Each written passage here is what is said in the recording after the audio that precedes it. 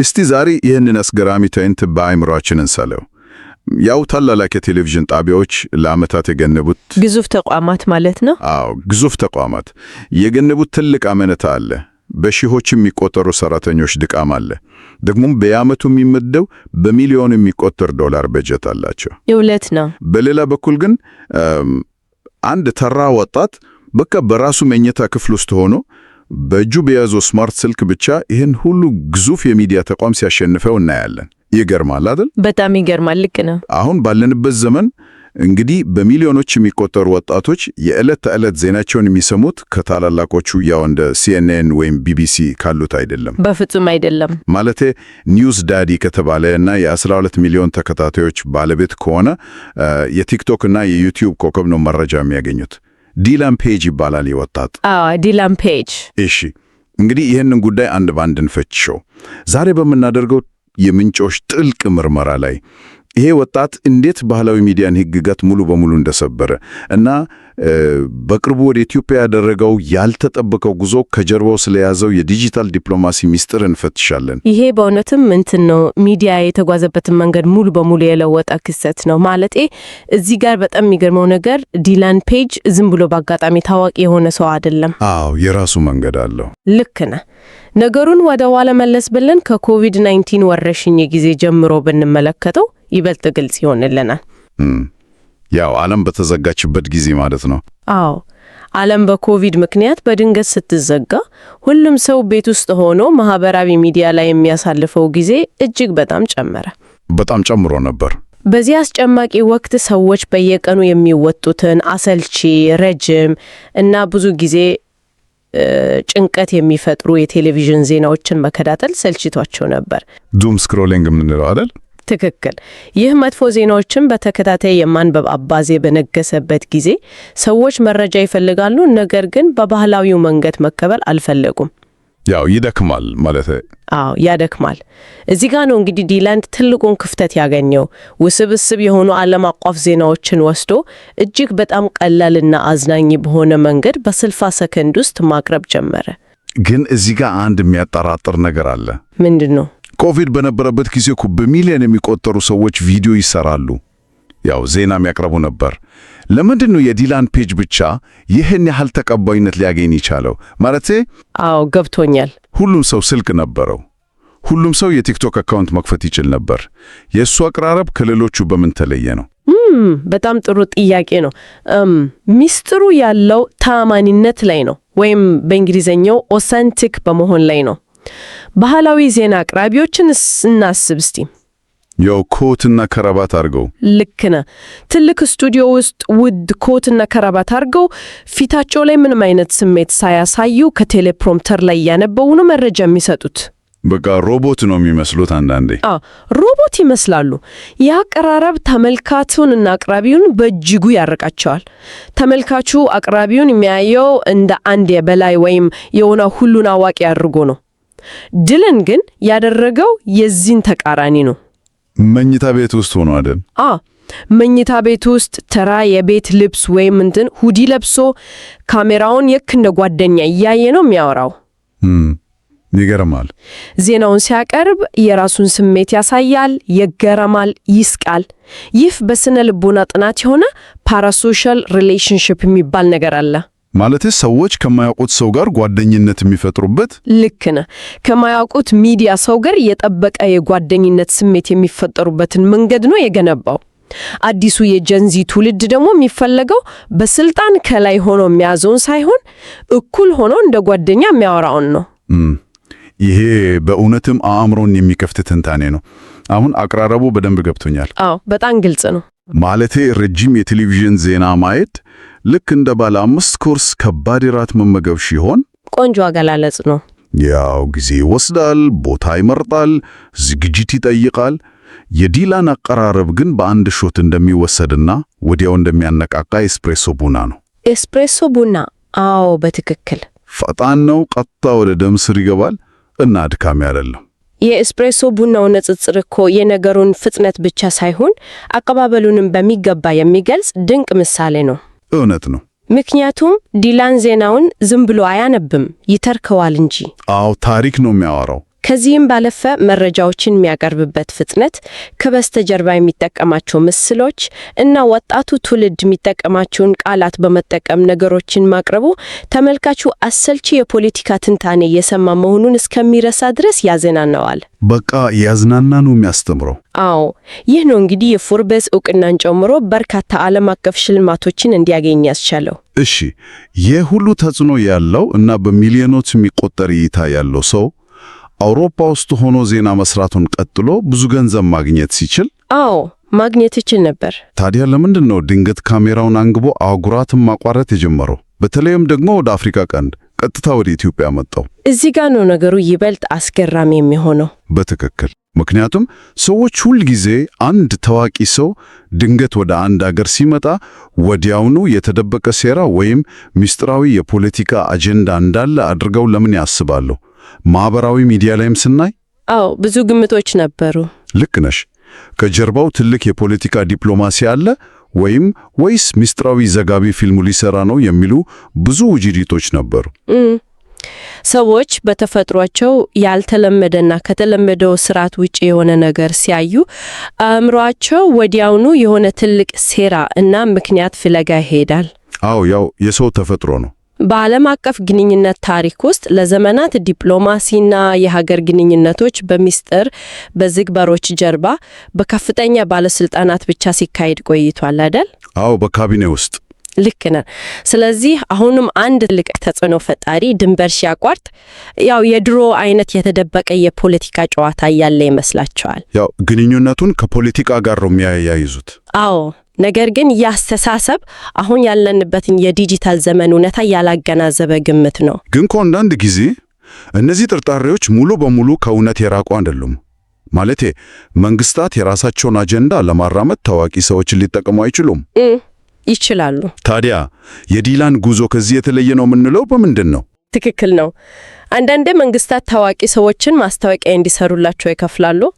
ነገር ግን የዲላንን ጉዞ ልዩ የሚያደርገው በምንጮቻችን ላይ በግልጽ እንደተቀመጠው ዓላማው የዲጂታል ዲፕሎማሲ እና የሀገር ገጽታ ግንባታ መሆኑ፣ ማለትም ኔሽን ብራንዲንግ የምንለው። አዎ ኔሽን ብራንዲንግ። ይህ የተደበቀ ሴራ ሳይሆን በጣም ግልጽ እና ዘመናዊ የሆነ ስትራቴጂ ነው። ዲላን መረጃዎችን በስቱዲዮ ውስጥ ሆኖ ከማቅረብ ባለፈ በአካል ወደ ተለያዩ ሀገራት በመጓዝ ታሪኮችን፣ ባህሎችን እና ማህበራዊ እውነታዎችን ማሰስ ጀምረዋል። ራሱ ሄዶ ያየ ነው ማለት ነው።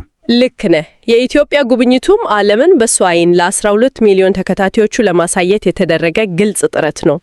ይሄ ደግሞ አንድ ትልቅ ጥያቄ ያስነሳል። ይሄ ጉዞ የመዝናኛ ብቻ ነው ወይስ ሌላ ትርጉም አለው የሚለውን። እሺ የሴራ ትንታኔዎችን ወደ ጎን እንተዋቸውና ወደ ዋናው ቁም ነገር እንግባ። ይሄ ዲጂታል ዲፕሎማሲ የሚለውን ጽንሰ ሐሳብ እስቲ በጥልቀት እንመርምረው። እሺ ኒዮ፣ እኔን በጣም የገረመኝ ነገር ታላላቅ የሚዲያ ተቋማት እና የዲፕሎማሲ ቢሮዎች በብዙ ሚሊዮን ዶላር በጀት ሊሰሩት ያልቻሉትን የአንድን ሀገር ገጽታ የመገንባት ሥራ አንድ ወጣት በ60 ሰከንድ ቪዲዮ እንዴት ሊሰራው ይችላል? አሰራሩ ወይም ሜካኒዝሙ ምንድን ነው? ይሄ እጅግ በጣም ወሳኝ ነጥብ ነው። የሜካኒዝሙ ሚስጥሩ ያለው በሰዎች የስነ ልቦና መከላከያ ላይ ነው። እንዴት ማለት? እስቲ አስበው፣ አንድ መንግስት በሲኤንኤን ወይም በሌላ ትልቅ የቴሌቪዥን ጣቢያ ላይ ስለ ሀገሩ ቱሪዝም የሚገልጽ ውድ ማስታወቂያ ቢያሰራ የተመልካቹ አእምሮ ወዲያውኑ ምን ይላል? ይሄ ማስታወቂያ ነው ይላል። ያው አዎ ይህ ማስታወቂያ ነው፣ የሆነ ነገር ሊሸጡልኝ እየሞከሩ ነው ብሎ መከላከያ ግድግዳ ይገነባ። አመነታው በጣም ዝቅተኛ ነው። እውነት ነው። ነገር ግን ዲላንን የመሰለ በሚሊዮኖች የሚታመን የዲጂታል ሚዲያ ሰው ምንም አይነት መደበኛ ባልሆነ መንገድ ያው ቭሎግ በሚመስል ስታይል ካሜራውን ይዞ በአዲስ አበባ ጎዳናዎች ላይ የተዘዋወረ ያየውና የታዘበውን ሲያጋራ ተመልካቹ ይሄን እንደ ማስታወቂያ አይቆጥረው። ልክ አንድ ቅርብ ጓደኛ ይሄን ቦታ ሄጄ አይቼው በጣም ወደድኩት ብሎ እንደሚነግርህ አይነት ስሜት ነው የሚፈጥረው ማለት ነው። ልክ ነህ። ይህ ነው ዋናው ሚስጥር። አሁን መሬት ላይ ያለውን እውነታ ስንመለከት ኢትዮጵያ መንግስት በሩን ክፍት ማድረጉ ይታያል። አዎ ለቱሪዝም ማለት ነው። አዎ የቱሪዝም መስህቦቿን ለዓለም ለማስተዋወቅ በሰፊው የሰራች መሆኗን መረጃዎች ያሳያሉ። የዲላን ጉብኝት ትኩረት ካደረገባቸው ነገሮች መካከል የአዲስ አበባ ኮሪዶር ልማት፣ የሳይንስ ሙዚየም እና የተለያዩ ታሪካዊ ቦታዎች ይገኙበታል። የሰው ልጅ መገኛ መሆኑንም ጨምሮ በትክክል ለምሳሌ የዓለም አቀፉ ማህበረሰብ በተለይ አዲሱ ትውልድ ስለ ኢትዮጵያ ሲያስብ ወደ አእምሮ የሚመጣው የሆነ የድሮ ትርክት ሊሆን ይችላል። ያው ድርቅ ምናምን የሚለው የድሮ ምስል ማለት ነው። አዎ ያ የቆየ ምስል አለ። ነገር ግን ዲላን ዘመናዊ የሆነውን የሳይንስ ሙዚየም፣ አዲስ የለሙትን የከተማ ኮሪዶሮች እና ሰላማዊ የሆነውን የህዝብ እንቅስቃሴ ሲያሳይ ያንን የቆየ ትርክት በአንድ ጊዜ ይሰብረዋል። ይሄ በጣም የሚገርም ነው። ማለቴ አንድ ቪዲዮ ብቻውን የዓመታት የተሳሳተ አመለካከትን እንዴት እንደሚቀይር ያሳያል።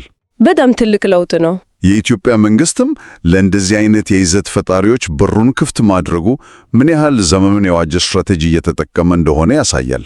እውነት ነው። ምክንያቱም ኢትዮጵያ የሰው ልጅ ማገኛ የረጅም ዘመን ታሪክ እና ሚቹ ሀገር መሆኗን መጽሐፍ ላይ ከማንበብ ይልቅ የጄንዚ ትውልድ በዲላን አይን ሲያየው ተጽዕኖው እጥፍ ድርብ ይሆናል አይደል? አዎ፣ ይህን ከትልቁ ምስል ጋር ስናገናኘው መንግስታት ዛሬ ላይ ትልቅ የስትራቴጂ ለውጥ እያደረጉ መሆኑን እንረዳለን። ማለቴ ከባህላዊ መንገድ እየወጡ ነው። ልክ ነው። ባህላዊ የቱሪዝም ማስታወቂያዎች ብዙ ወጪ ይጠየቃሉ፣ ውጤታቸውን በጣም ውስን ነው። ነገር ግን ለዘመናዊ ፈጣሪዎች ምቹ ሁኔታ ፈጥሮ የሀገሪቱን እውነተኛ ገጽታ ማለትም እድገቷን፣ ባህሏን እና እንግዳ ተቀባይነቷን በተዘዋዋሪ እንዲያስተዋውቁ ማድረግ እጅግ ብልህ ስልት ነው። በቃ ስማርት የሆነ አካሄድ ነው። አዎ፣ እና እዚህ ጋር ማስተዋል ያለብን የዲላን ያደረገው ጉዞ ሀገሪቱን ቆንጆ አድርጎ ለማሳየት ብቻ የተሰራ የውሸት ስራ አይደለም። እሱ ያየውን እውነት በራሱ መነጽር ነው ያቀረበው። ቱሪስቶችም ሆነ ኢንቨስተሮች የሚፈልጉት ደግሞ ይሄንን እውነተኛ መረጃ ነው። እውነት ነው። ሰዎች ማየት የሚፈልጉት እውነታውን እንጂ የተዋበና የተቀነባበረ ማስታወቂያ አይደለም። ግን እዚህ ላይ አንድ ሌላ ጥያቄ ይፈጠራል። እሺ፣ ምንድነው ጥያቄው? ይሄ የዲጂታል ዲፕሎማሲ የምንለው ነገር የባህላዊውን ዲፕሎማሲ ቦታ ሙሉ በሙሉ ይተካዋል ማለት ነው? ማለቴ አምባሳደሮችና የውጭ ጉዳይ ሚኒስቴሮች ስራቸውን ለቲክቶከሮች ማስረከብ አለባቸው እያለን ነው? በፍጹም። ሁለቱ ፍጹም የተለያዩ ሚናዎች ነው ያላቸው። አሃ፣ የተለያየ ነው። አዎ፣ ባህላዊ ዲፕሎማሲ አሁንም ለፖሊሲ ውይይቶች፣ ለንግድ ስምምነቶች እና ለጂኦፖለቲካዊ ውሳኔዎች እጅግ አስፈላጊ ነው። አምባሳደሮች የሚሰሩት ከሌሎች ሀገራት መንግስታት ጋር ነው። እሺ፣ የዲጂታሉስ? የዲጂታል ዲፕሎማሲ ግን የሚሰራው በቀጥታ ከህዝብ ጋር ነው። አንዱ የፖሊሲውን ስራ ሲሰራ፣ ሌላኛው ደግሞ የህዝብ ለህዝብ ግንኙነቱን እና የገጽታ ግንባታውን ይሰራል ማለት ነው። በጣም አሪፍ። ስለዚህ አንዱ ሌላኛውን ይተካል ሳይሆን አንዱ ሌላኛውን ስራ ያገዛል ብሎ መውሰድ ነው ትክክለኛው መንገድ። የግሩም ማብራሪያ ነው። አንዱ የካቢኔት ውስጥ ስራ ሲሰራ፣ ሌላኛው ደግሞ የአደባባይ ላይ ስራ ይሰራል ማለት ነው። ልክ ነህ፣ በትክክል። ታዲያ የዚህ ሁሉ ትርጉም ምንድን ነው? አድማጮቻችን ይህንን የዲላን ፔጅን ጉዞ እና የዲጂታል ዲፕሎማሲ ጉዳይ ማወቃቸው ለምን ይጠቅማል? ምክንያቱም የምንኖርበት ዓለም እንዴት በፍጥነት እየተቀየረ እንደሆነ ቁልጭ አድርጎ ስለሚያሳየን ነው። ያው ለውጡን ማየት አለብን። አዎ፣ ከዓመታት በፊት የአንድን ሀገር ገጽታ የመገንባት ወይም የማፍረስ ግዙፍ ኃይል የነበረው በጥቂት ትልልቅ የዜና ተቋማትና መንግስታት እጅ ብቻ ነበረ። አሁን ግን ይህ ኃይል ከነዚህ ተቋማት ወጥቶ ስማርትፎን በያዙ ፈጣሪ በሆኑ ግለሰቦች እጅ ገብቷል። አዎ፣ ይህ እኮ ትልቅ የኃይል ሽግግር ነው። በጣም ትልቅ ነው። አንድ ግለሰብ በኪሱ በያዘው ስልክ አማካይነት የ10 ሚሊዮን ሰዎችን አመለካከት በአንድ ጀንበር ሊቀርጽ መቻሉ የመረጃ ልውውጥ ፍጥነትን ብቻ ሳይሆን የአዲሱን ትውልድ የመረጃ ፍጆታ ባህሪም ጭምር ያሳየናል። ልክ ነህ። የኒውስ ዳዲ የዲላን ፔጅ ጉዞ ማሳያ የሚሆነው ይሄን ነው። እውነት ነው። አንድ የ60 ሰከንድ ቪዲዮ ፈጣሪ እንዴት የአንድን ሀገር ጥልቅ ታሪክና ዘመናዊ እድገት በሚሊዮኖች ለሚቆጠሩ የዓለም ወጣቶች በተጨባጭ ማድረስ እንደሚችል አሳይቶናል። ዲጂታል ዲፕሎማሲ በአሁኑ ዘመን የተሳካ የቱሪዝምና የኢንቨስትመንት መሳቢያ መሆኑንም ይህ ዳሰሳችን በደንብ አረጋግቷል። በእርግጥም ዛሬ የተመለከትነው ጉዳይ ስለ ቲክቶክ ወይም ስለ አንድ ታዋቂ ሰው ብቻ አይደለም። በፍጹም አይደለም። ስለ ወደፊቱ የመረጃ ዝውውር፣ ስለ አዳዲስ የሀገር ገጽታ ግንባታ ስልቶች እና ዓለም አቀፍ ግንኙነቶች እንዴት ወደ ግለሰቦች እጅ የወረደ እንደሆነ ጭምር ነው ያስተዋልነው። ከዚህ ሁሉ ዳሰሳችን በኋላ አድማጮች እንዲያስቡበት አንድ ጥልቅ ሐሳብ ላንሳ። እሺ፣ ተፈክሯል። የ60 ሰከንድ ቪዲዮ የአንድን ሀገር የረጅም ዘመን ታሪክና ገጽታ በዓለም ዙሪያ በሚሊዮኖች አእምሮ ውስጥ ዳግም ሊቀረጽ ከቻለ ይህ ያደገ የመጣው አዲሱ ትውልድ የሀገር ድንበርና የዲፕሎማሲ ግንኙነት የሚባሉትን የቆዩ ጽንሰ ሐሳቦች በዚህ ድንበር የለሽ በሆነው ዲጂታል ዓለም ውስጥ ወደፊት እንዴት ሙሉ ለሙሉ አዲስ ትርጉም ሊሰጣቸው ይችላል? እንዴ! ይህ እጅግ በጣም አእምሮን የሚያነቃቃና ከባድ ጥያቄ ነው።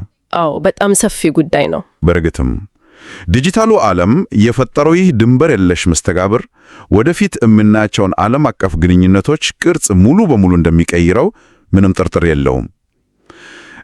የዛሬው ጥልቅ ዳሰሳችን እዚህ ላይ እያበቃ፣ መረጃዎችን አውጠንጥነን እውነታውን ከግምት ለይተን አዳዲስ አመለካከቶች እንዳገኘን ተስፋ እናደርጋለን።